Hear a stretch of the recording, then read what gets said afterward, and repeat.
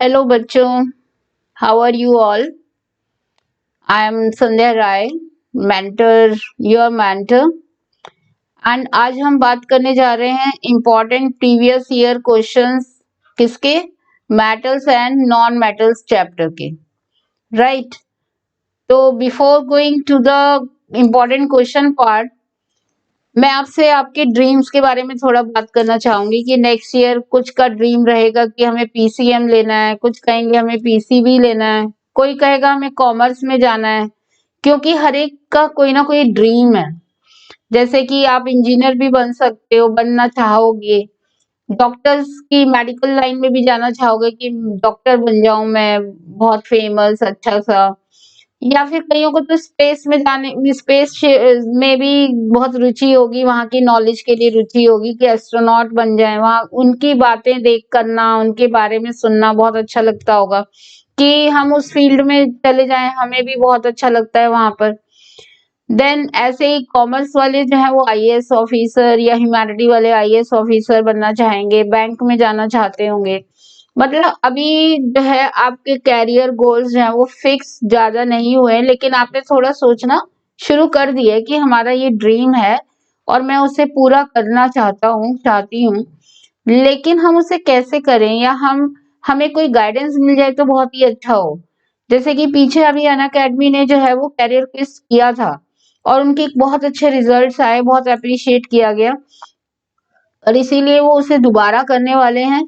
20 तारीख को, 20 दिसंबर को कैरियर क्वेस्ट एक बार फिर होने वाला है, 10 बजे से 6 बजे तक।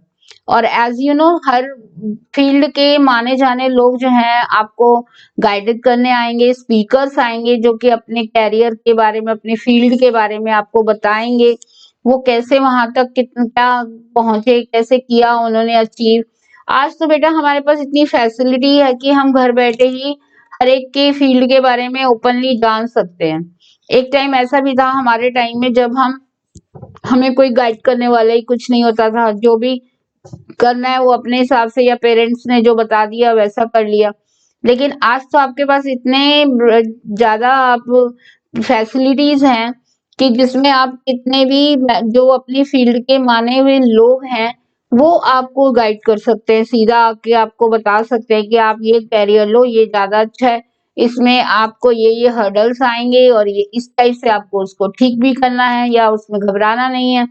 तो मीन्स गाइडेंस बहुत अच्छी मिल सकती है, यदि आप उसे लेना चाहो तो आपको गाइड करने वाले बहुत अच्छे मेंटर्स जो है वो मिल सकते हैं।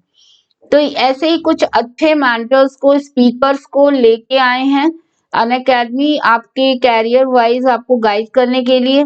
गौतम भिमानी, कुणाल, फिलिप रॉस और भी ऐसे बहुत सारे स्पीकर्स मिल आएंगे जो आपको अपने फील्ड के प्लस माइनस पॉइंट सब बताएंगे, गाइड करेंगे प्रॉपर वे में।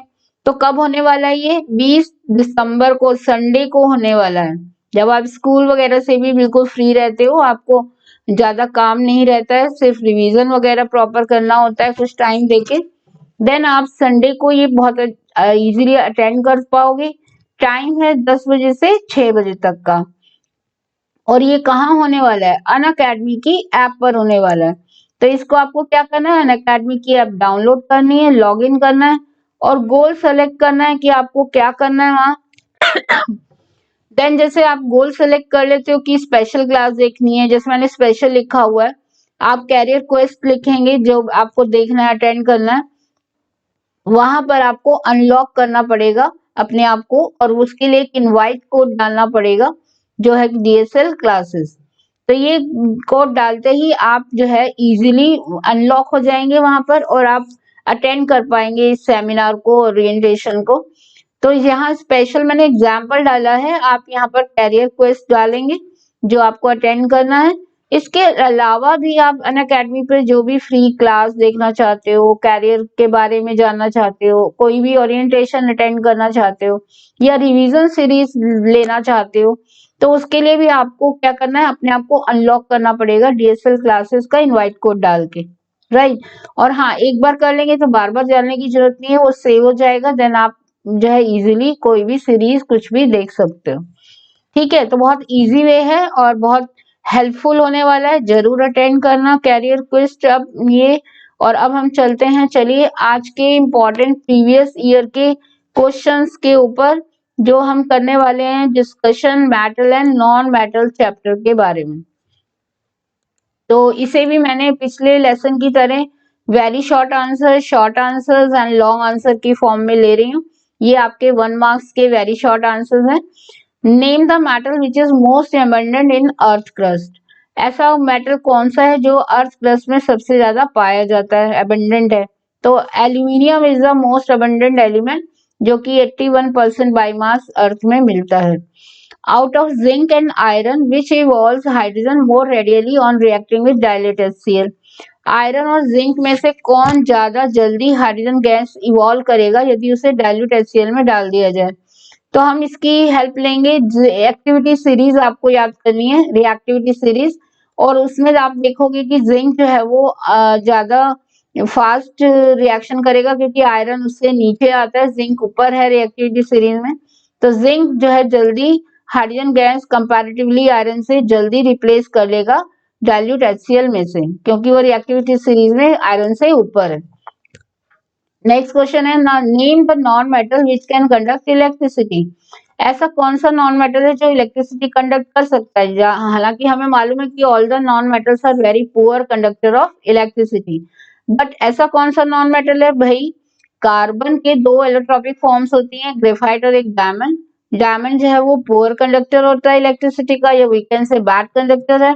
And graphite is a good conductor of electricity क्योंकि उसमें फ्रीली अवेलेबल इलेक्ट्रॉन्स होते हैं। तो graphite is the right answer for the non metals. Next question है, write the names of 2 neutral oxide. Oxide जो 3 तरह के होते हैं, 4 तरह के होते हैं बेसिकली, बेसिक, एसिडिक, न्यूट्रल और एम्फोटेरिक। बेसिक ऑक्साइड सारे वो होंगे जो मेटल से बनते हैं, उन्हीं से 2-3 ऐसे हैं जो एम्फोटेरिक होते हैं। एसिडिक सारे बनते हैं आपके नॉन मेटल से, और उनमें से नॉन मेटल से ही 2-3 ऐसे होंगे जो न्यूट्रल ऑक्साइड बनाते हैं।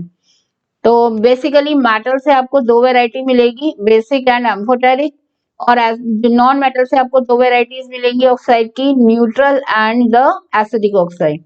तो न्यूट्रल ऑक्साइड पूछ रहे हैं तो कार्बन मोनोऑक्साइड और N2O नाइट्रस ऑक्साइड, 2 ऑक्साइड ऐसे हैं जो न्यूट्रल होते हैं कार्बन का। बाकी दूसरा जो CO2 ऑक्साइड है वो एसिडिक होता है। ऐसे ही नाइट्रोजन का भी बाकी NO2 वगैरह जो ऑक्साइड है they are acidic in nature. What is the name of the bond formed when metal atom combines with the atom of a non-metal? जब हम एक मेटल नॉन मेटल के साथ के एटम के साथ कंबाइन करता है तो कौन सा बॉन्ड बनाता है? We know that कि metal are electropositive in nature and non metals are electronegative. तो जब एक लूज करेगा और एक गेन करेगा इलेक्ट्रॉन, तो उनके बीच में बन जाएगा आयनिक या इलेक्ट्रोवेलेंट बॉन्ड। ठीक है, तो नेम 2 मेटल। नेक्स्ट क्वेश्चन है, name 2 metal which exist in the native और फ्री स्टेट। ऐसे 2 मेटल बताइए जो फ्री स्टेट में अवेलेबल हों। तो भैया मेटल वही फ्री स्टेट में रह पाएगा इंडिपेंडेंटली जो नॉन रिएक्टिव होगा, जो किसी के साथ रिएक्शन ना करे, जिसे हम नोबल गैसेस, नोबल मेटल्स कहते हैं, सॉरी गैसेस तो अलग है, नोबल मेटल कहते हैं जिन्हें। तो वो है भी गोल्ड एंड प्लैटिनम, जो किसी के साथ भी रिएक्शन नहीं करते और फ्री स्टेट में हमें मिनरल्स की मेटल्स जो हैं ये दोनों मिल जाते हैं। बाकी सब आपको मिनरल्स की फॉर्म में या ओर्स की फॉर्म में अर्थ में से मिलेंगे। अब आते हैं हम शॉर्ट आंसर्स पर, जो कि आपके 2 या 3 मार्क्स के होते हैं। इनमें ज्यादातर आपको मेटल नॉन मेटल में रीजनिंग क्वेश्चन भी बहुत मिलने वाले हैं। जैसे यहाँ पर पूछा गया है कि भाई एक मेटल जो जिसका लो मेल्टिंग पॉइंट है और एक मेटल वो बताइए जिसका हाई मेल्टिंग पॉइंट है। एक एक एग्जांपल दीजिए जिसका मेल्टिंग पॉइंट बहुत लो होता है और एक ऐसा मेटल जिसका मेल्टिंग पॉइंट हाई होता है। तो जिनका लो होता है वो मेल्टिंग पॉइंट जिनके लो होंगे वो आपको रूम टेम्परेचर पर कैसे मिलेंगे? लिक्विड फॉर्म में मिल सकते हैं, जैसे कि गैलियम और मरकरी। तो गैलियम और मरकरी का मेल्टिंग पॉइंट बहुत ज्यादा लो होता है और वो बहुत इजीली रूम टेम्परेचर पर भी लिक्विड फॉर्म में अवेलेबल होते हैं। ऑन द अदर हैंड जिनका हाई होता है मेल्टिंग पॉइंट वो है आपका नॉन मेटल है कार्बन। एक मेटल ही बताने तो मेटल तो सारे ही आपके हैं, नॉन मेटल में से यदि बताना होता तो डायमंड जो है वो हार्डेस्ट सब्सटेंस है जिसका हाईएस्ट मेल्टिंग पॉइंट होता है। और यदि मेटल ही बताना हो तो बाकी तो सारे आपके आयरन वगैरह सब बहुत हार्ड मेटल्स हैं, उनका हाई मेल्टिंग पॉइंट रहेगा। एक ऐसा मेटल बताइए जो पुअर कंडक्टर ऑफ इलेक्ट्रिसिटी हो और नॉन मेटल जो अच्छा कंडक्टर हो इलेक्ट्रिसिटी का। तो अगेन मेटल में से पुअर कंडक्टर कौन है? लेड, जिसमें फ्री इलेक्ट्रॉन ज्यादा अवेलेबल नहीं होते और बहुत पुअर कंडक्टिविटी करता है इलेक्ट्रिसिटी की। और ग्रेफाइट जो है वो कार्बन का जो एलोट्रोपिक फॉर्म है वो नॉन मेटल होते हुए भी, क्योंकि उसमें फ्री इलेक्ट्रॉन अवेलेबल होते हैं इलेक्ट्रिसिटी के लिए, तो that is a good conductor of electricity, right. Next question है, रीजनिंग क्वेश्चंस हैं, आपको रीजनिंग रीजंस बताने हैं। जैसे कि पहला मेटल है कि भाई सॉल्ट का मेल्टिंग पॉइंट वगैरह, जो मेटल एंड नॉन मेटल से सॉल्ट बनते हैं उनके बीच में मेल्टिंग पॉइंट हाई क्यों हो जाता है? क्योंकि they are form by the strong attractive forces. एक पॉजिटिव एक नेगेटिव आयन है तो उनके बीच में बहुत ज्यादा स्ट्रॉन्ग अट्रैक्टिव फोर्स होता है, जिन्हें अपोज करना, उनको तोड़ने में ज्यादा एनर्जी देनी पड़ती है, तो उनके मेल्टिंग पॉइंट काफी हाई होते हैं। मेटल्स, नेक्स्ट क्वेश्चन है कि why are metal conducting in nature? Metals जो है वो गुड कंडक्टर क्यों है इलेक्ट्रिसिटी के? क्योंकि देखो आज हमेशा कंडक्टिविटी दो चीजों से होती है, एक तो सॉल्यूशन में आयंस की वजह से, पॉजिटिव या नेगेटिव आयन यदि बन रहे हो, और दूसरा मेटल्स में फ्री इलेक्ट्रॉन की वजह से। तो यहाँ क्योंकि मेटल के बारे में पूछा है तो metals are having the free electrons, therefore they are good conductor of electricity. Metals generally जो है पहले तो बहुत शाइनिंग होती है उनकी सरफेस पर, लेकिन धीरे धीरे उनकी कलर जो है, उनकी शाइनिंग जो है वो डल होती चली जाती है। ऐसा क्यों? जैसे हम चांदी का, सोने, गोल्ड का भी ऑर्नामेंट्स डालते हैं शाइनिंग की वजह से, लेकिन धीरे धीरे चांदी भी कैसे हो जाती है? काली हो जाती है। ऐसे ही एल्यूमिनियम के बर्तन हो या काफी चीजें जो हम एयर में रखते हैं, कॉपर वगैरह, वो उनकी जो शाइनिंग होती है वो धीरे धीरे कम हो जाती है टाइम के साथ। ऐसा क्यों? क्योंकि उनकी सरफेस जो है वो एयर में एक्सपोज होती है और एयर के साथ वो ऑक्साइड की फॉर्म में चेंज हो जाते हैं, उनकी रिएक्शंस हो जाती हैं और उनके कंपाउंड्स बन जाते हैं डिफरेंट, और उनकी जो शाइन, अपनी ओरिजिनल शाइन थी, वो धीरे धीरे उन लेयर के डिपोजिशन की वजह से डल हो जाती है। यदि हम उन्हें फिर साफ कर दें, थोड़ा रगड़ दें, तो क्या होगा? उनकी फिर नीचे की लेयर जो एक्सपोज हो जाएगी एंड फिर वो शाइन करने लगते हैं। अब आते हैं हम थोड़ा लॉन्ग आंसर्स क्वेश्चन की तरफ। ये भी 3 मार्क्स का क्वेश्चन है वैसे, तो 3 to 5 जाएंगे। Metals replace hydrogen from dilute acid whereas non metals do not. ये पूरा 3 मार्क्स में भी आ सकता है कि आप पूरा एक्सप्लेन करिए रीजनिंग के साथ। मेटल जो है वो डाइल्यूट एसिड में से हाइड्रोजन को रिप्लेस कर पाते हैं लेकिन नॉन मेटल्स नहीं कर पाते, ऐसा क्यों? मेटल्स जो है वो इलेक्ट्रोपॉजिटिव होते हैं नेचर में, एंड क्योंकि वो इजीली पॉजिटिव इलेक्ट्रॉन डोनेट करके, इलेक्ट्रॉन लूज करके पॉजिटिव आयन में चेंज हो जाते हैं। और जो हाइड्रोजन जो आयंस की फॉर्म में सॉल्यूशन में प्रेजेंट होता है वो उन इलेक्ट्रॉन्स को गेन करके हाइड्रोजन गैस की फॉर्म में चेंज हो जाता है।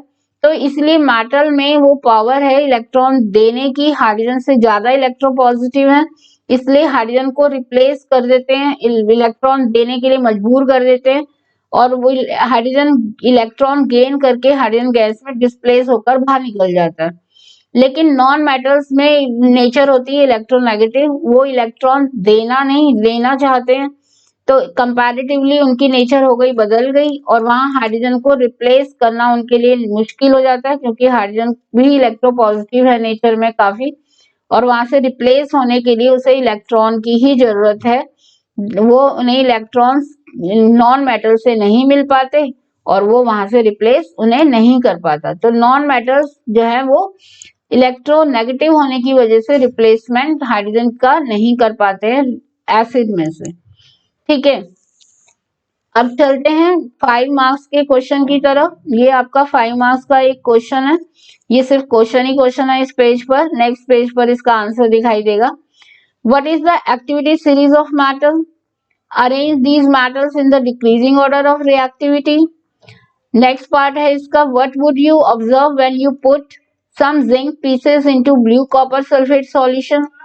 एंड यदि हम फेरस सल्फेट में कॉपर के पीसेस डालें देन क्या होगा?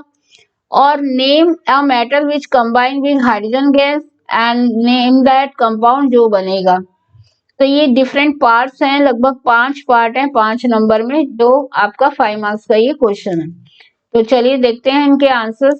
पहला था what is the reactivity series. आप सीधा आप आई थिंक ये तो डेफिनेशन आप कर सकते हो, जहां पर हमने एलिमेंट्स को एक रिएक्शंस की फॉर्म में कि कौन किससे रिएक्ट कर सकता है और किसको रिप्लेस कर सकता है, किसको नहीं कर सकता, उसके अकॉर्डिंग हमने उनकी एक रिएक्टिविटी सीरीज बनाई है डिक्रीजिंग ऑर्डर में।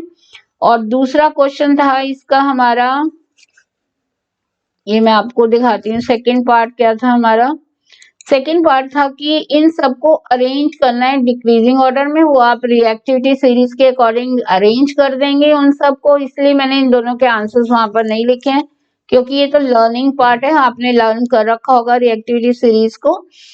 देन हमें ये बताना है कि जिंक क्या कॉपर सल्फेट में डाला जाए तो क्या कुछ होगा, वहां पर रिएक्शन होगी। यस ऑफ कोर्स जरूर होगी।